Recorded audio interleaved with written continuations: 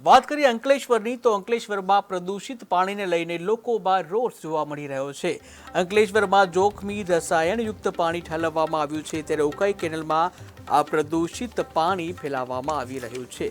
ત્યારે પોલીસે કાયદેસરની કાર્યવાહી કરી છે। પોલીસે 150થી વધુ સીસીટીવી ફૂટેજ ચેક કર્યા છે। સમગ્ર મામલે ક્રાઇમ બ્રાન્ચ છે તેને મોટી સફળતા મળી છે। પોલીસે 5 આરોપીઓની ધરપકડ કરી આગળની કાર્યવાહી હાથ ધરી છે।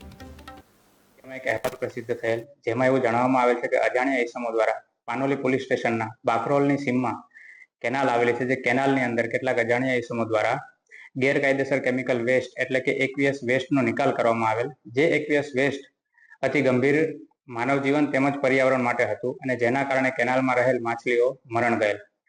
આ બનાવની ગંભીરતા સમજી રેન્જ આઈજી શ્રી સંદીપસિંહ સાહેબ તેમજ ભરૂચ એસપી શ્રી મયુર ચાવડા સાહેબ દ્વારા સ્પષ્ટ સૂચના આપવામાં આવેલ કે આ પ્રકારના આરોપીઓને તાત્કાલિક પકડવામાં આવે, જેના આધારે એલસીબી પીઆઈ એમપી વાળા દ્વારા ગુના સ્થળની તરત જ વિઝિટ કરવામાં આવી અને તેના દ્વારા જુદી જુદી 4 ટીમો બનાવવામાં આવેલ। આ 4 ટીમો દ્વારા ખૂબ જ વ્યવસ્થિત કામગીરી કરવામાં આવેલ છે, જેમાં 100થી વધારે સીસીટીવી ફૂટેજ ચેક કરેલ છે, 80થી વધારે શંકાસ્પદ વાહનો ચેક કરવામાં આવેલ છે।